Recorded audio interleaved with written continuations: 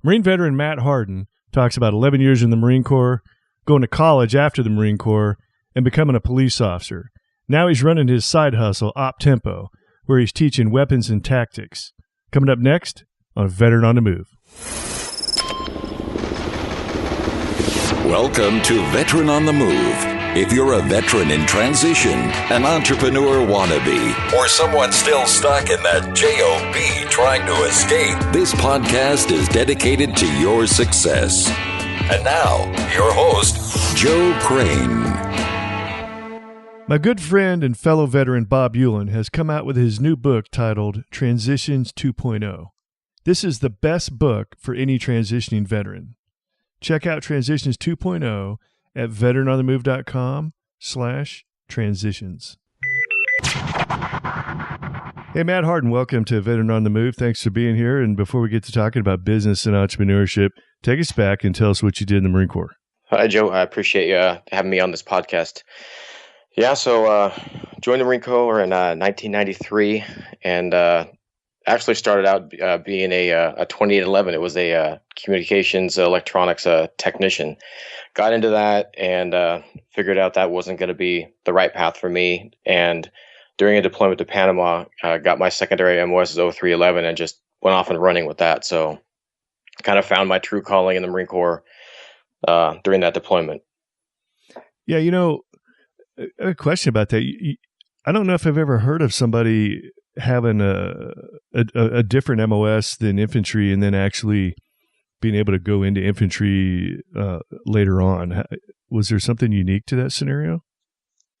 They told me that, as long as you did it for a certain period of time, you could have the secondary MOS put in your SRB. And sure enough, it was in there. So I just got lucky. And then when I got to an infantry unit after that, I said, hey, I want to come over as, a grunt. And they kind of hemmed and hawed about it. But, I talked to the first sergeant, made it work, and, went off and running from there. So I think I got lucky or, the stars aligned, but that was definitely what I was meant to do in the Marine Corps. But, when you first join and you don't know, the recruiter said, hey, you scored high in a, ASVAB and you can do X, Y, and Z. It sounds really good, but, your true calling kind of comes out in the end, I think. Right.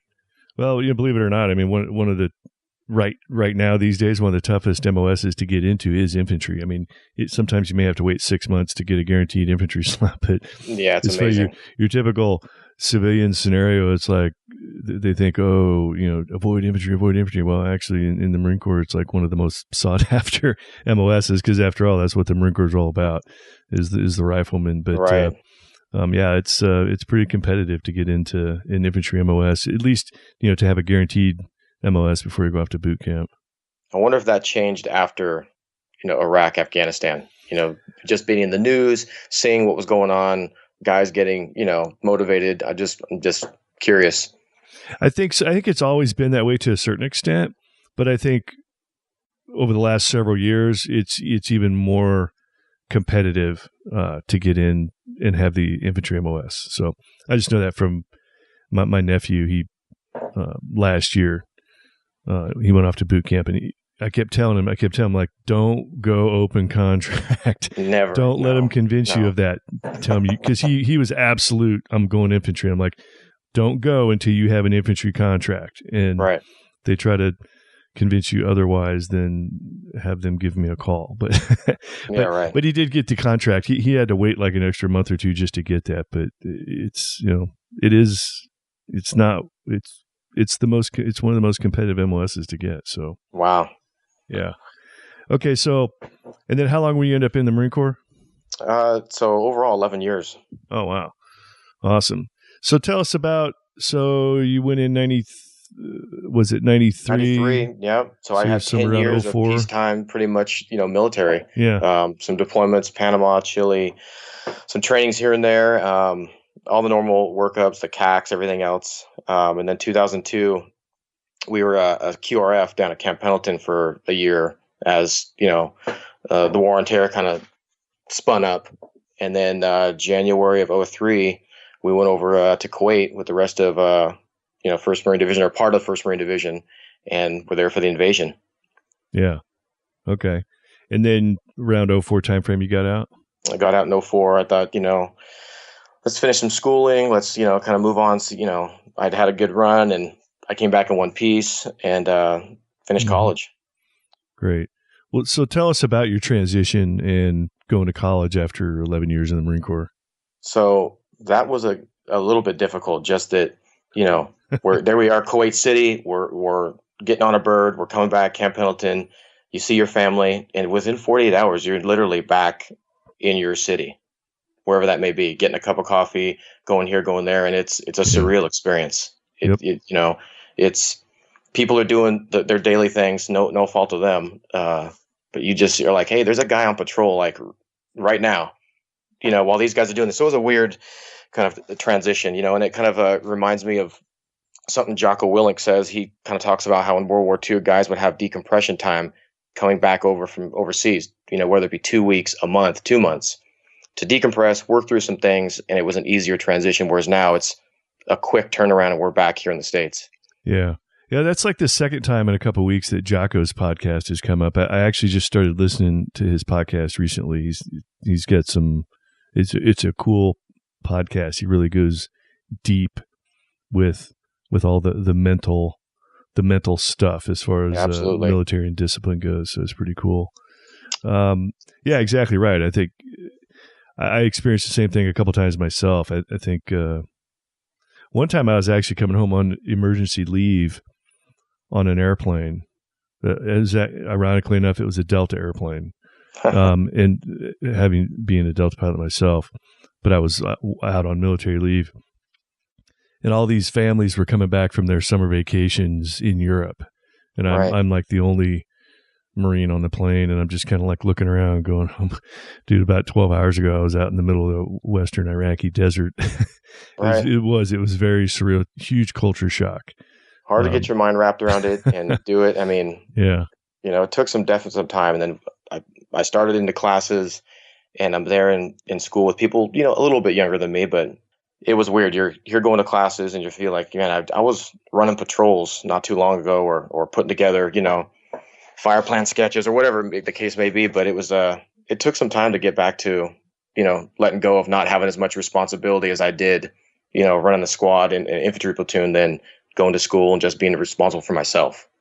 Right. And did you have a hard time understanding the plight of the typical 18-year-old college kid?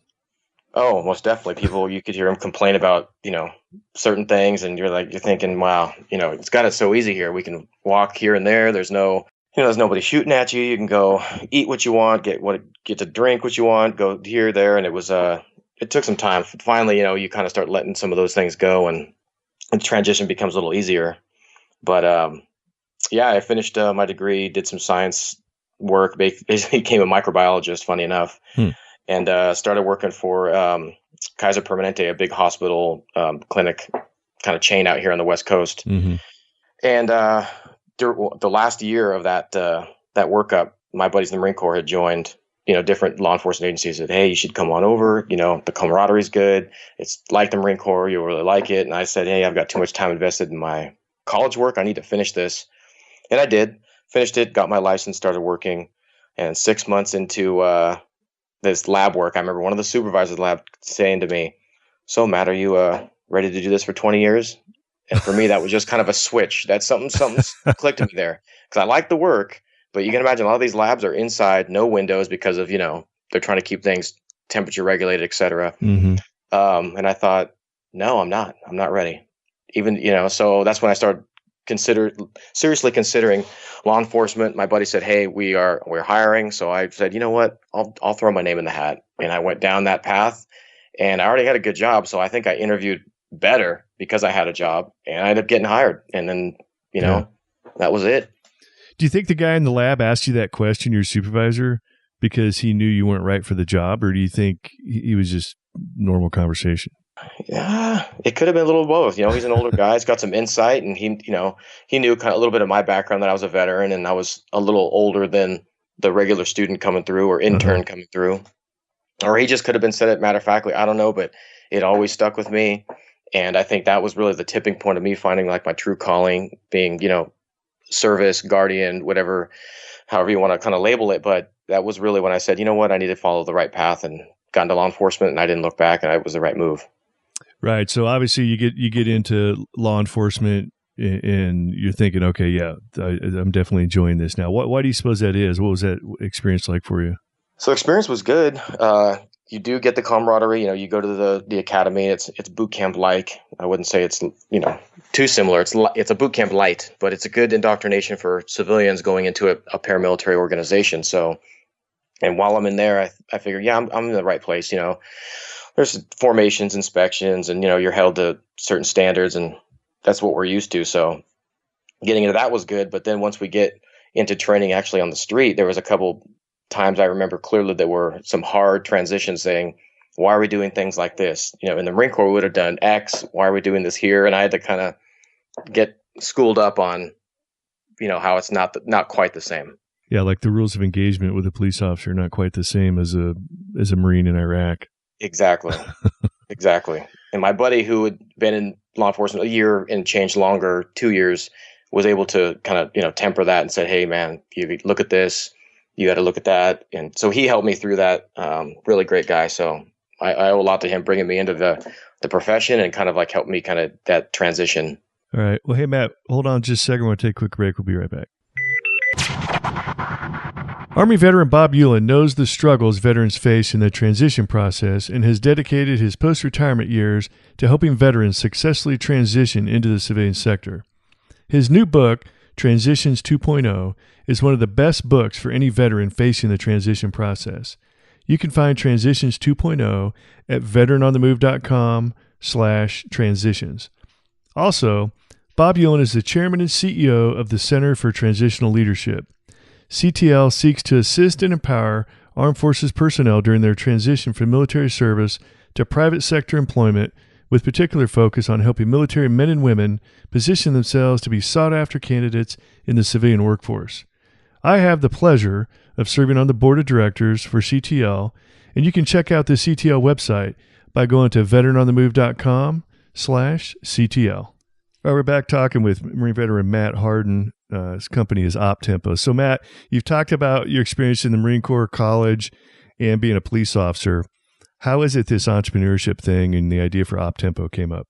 So over the years in law enforcement, I went from patrol officer, was finally fortunate enough to make it out of the SWAT team, became a firearms instructor, and kind of continued on to the Marine Corps. I'm sure at all levels you're tasked with teaching different topics, classes, etc. So I already had a little bit of experience with that.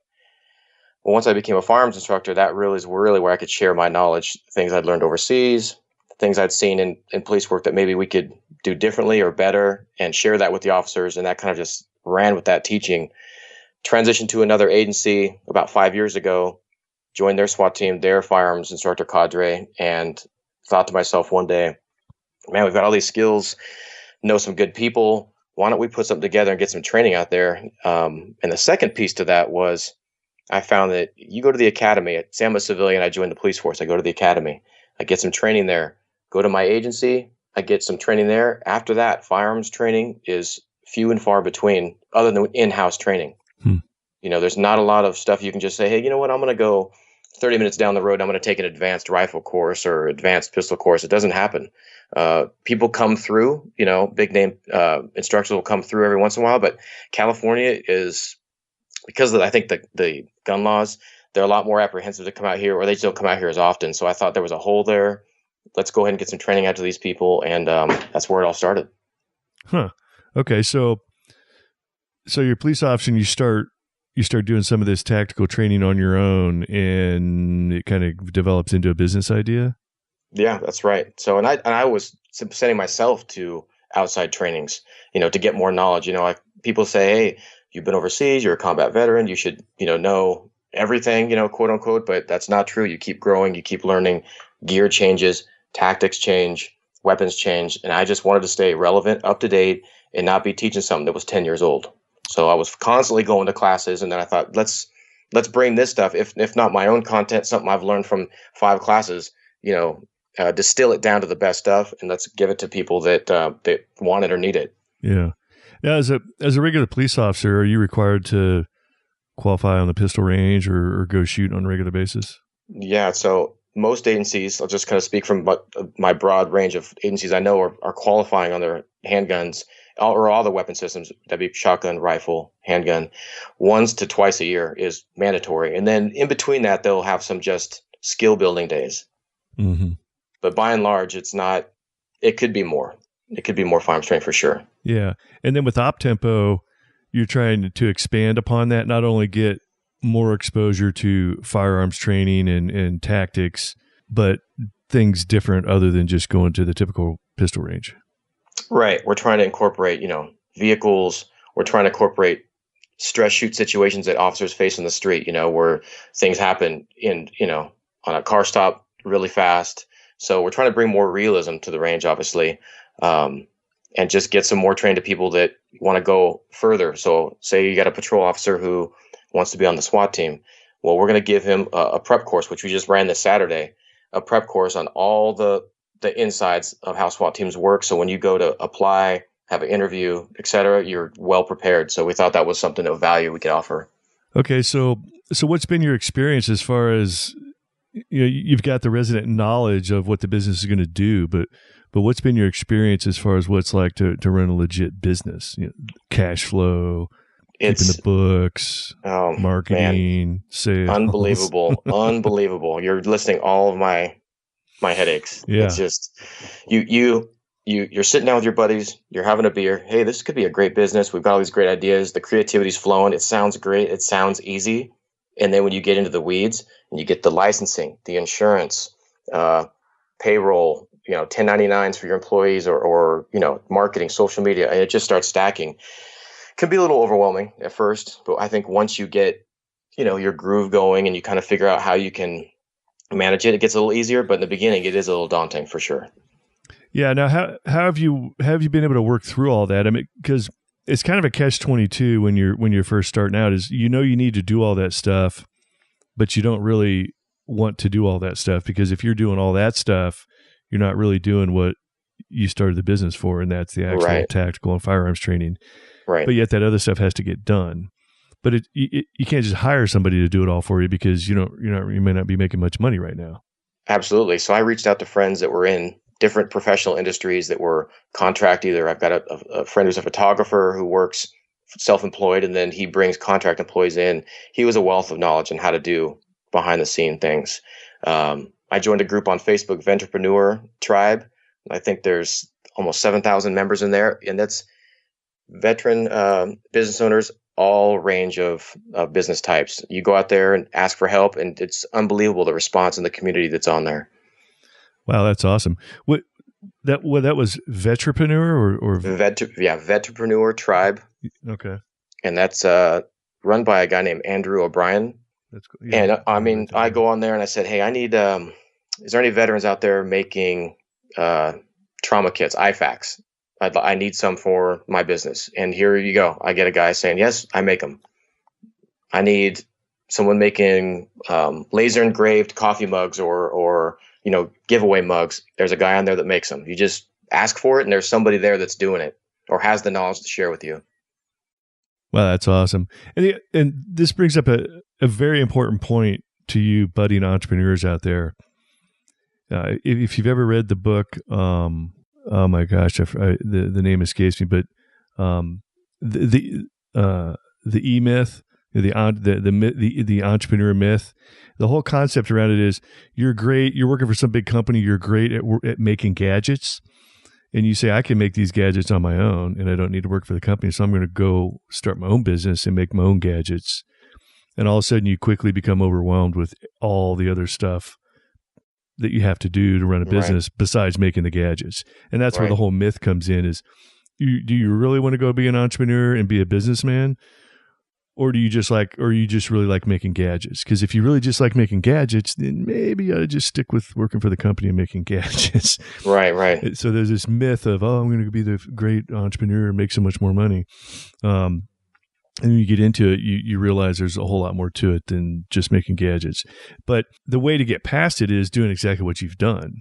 You reach out to people, you find help. In the beginning, you might get stuff for cheap or at a discount just to make sure you're covering your bases and getting things done. So I really like how you went about doing that. Yeah, that, and I also try to not outsource, but seek help from like my instructors. So I originally was going to do this all on my own. And I quickly thought in the beginning, you know what? There's guys I know that are really good quality, have different skill sets than me, different experiences than me. Let's bring them on board and have them kind of help me, run classes and do more behind the scenes stuff. And that's been a lifesaver. And that's another very natural entrepreneurial talent that you just showed there, which a lot of folks have a problem with. They think they need to be the resident expert in everything because Right. after all, it's their business. I can't call my OpTempo business the end all be all for tactical firearms training if I'm not the ultimate expert in everything. Right. Well, no. And I think that's a fallacy. Yeah. And if you go down that path, I think you're going to get overwhelmed and you won't be able to deliver the quality content you set out to do. Yeah. So that's awesome that you actually recognize that.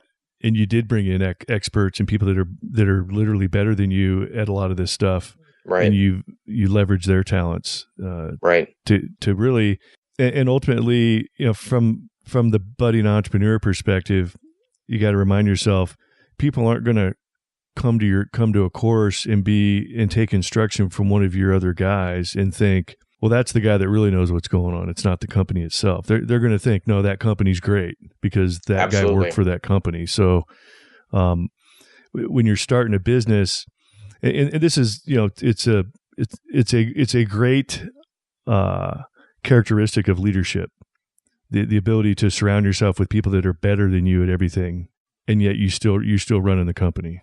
Absolutely.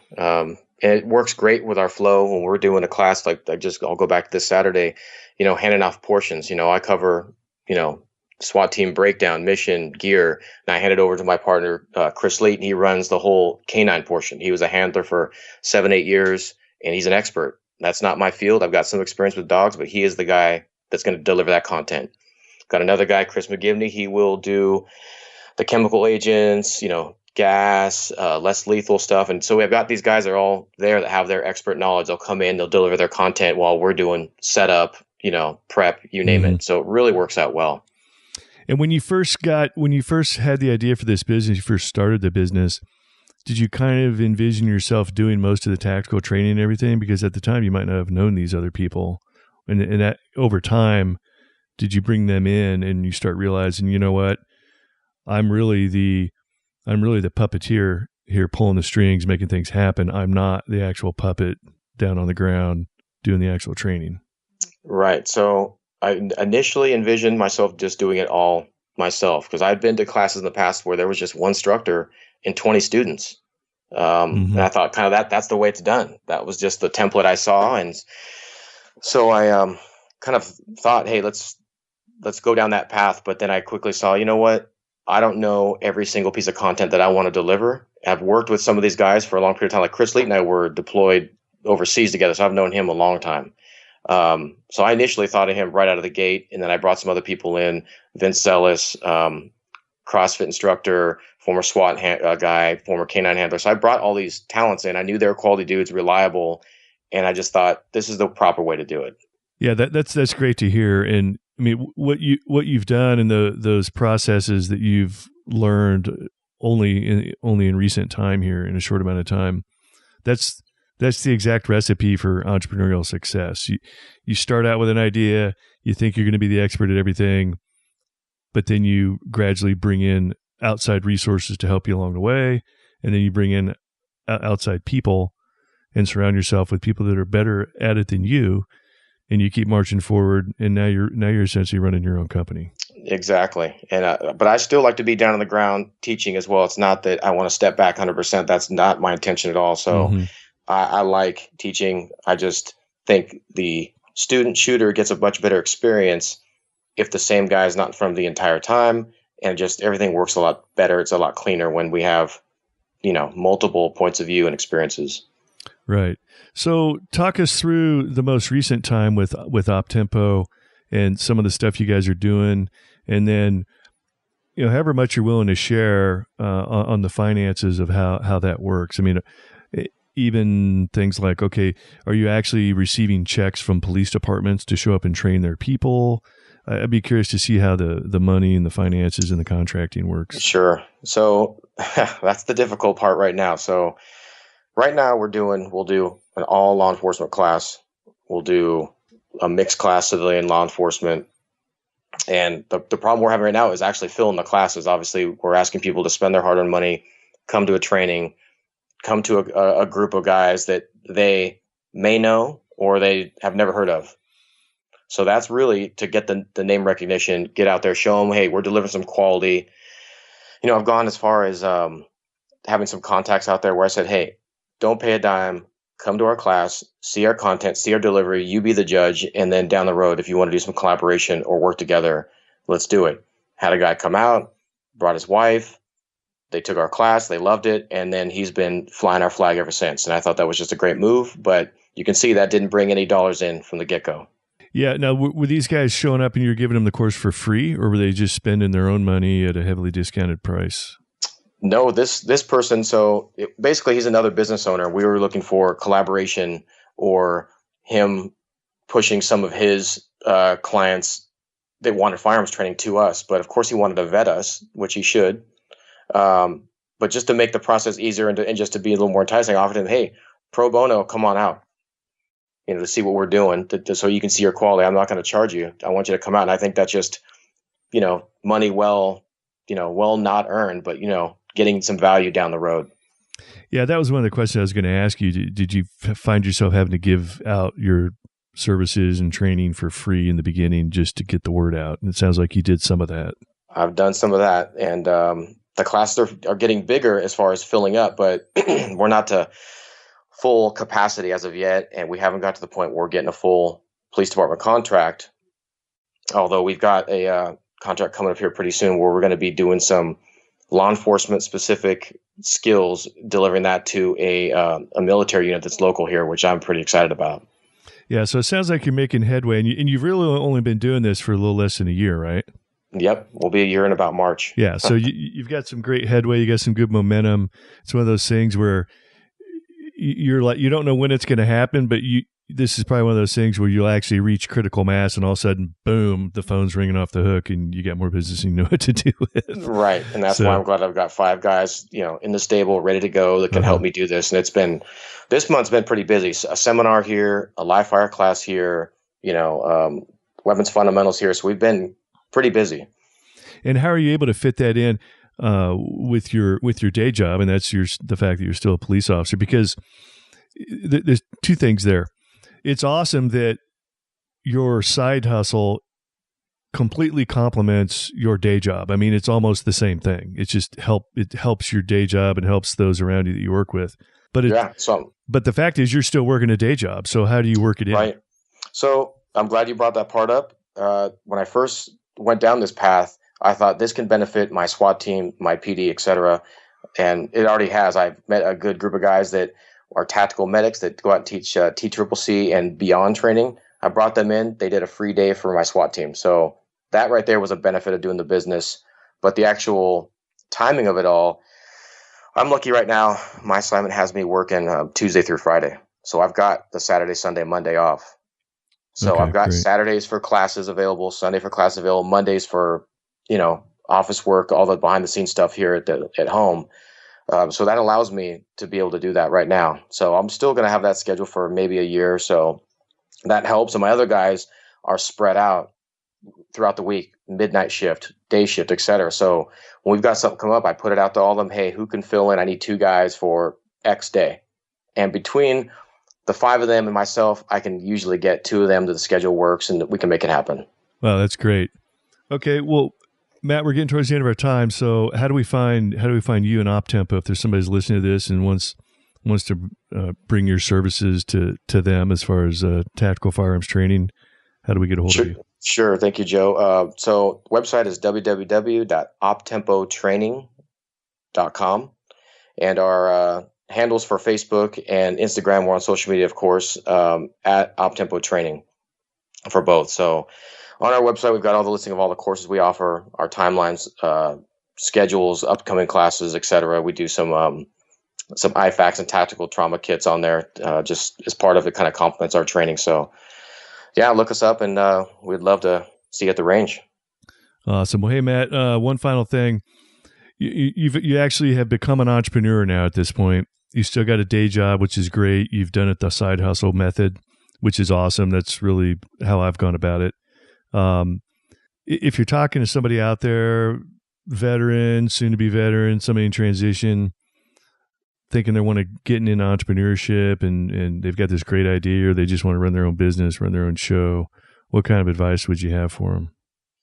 I would first say there's a ton of resources out there, and it doesn't take much more than, a couple minutes on Google to see there's a ton of veterans out there doing everything, whether it's making metal signs or taking, wine barrels and turn them into flags, you name it, there's something out there, and they're doing it, and they're doing great at it because, veterans find a way to get it done, and they're mission oriented. So I think between the motivation of those guys out there, seeing what they're doing, plus the resources that out here with the Veteranpreneur Tribe and other groups like that, it's very easy to get the knowledge you need and to be successful. You just need to take the step and do it. All right. That's awesome. Love the advice.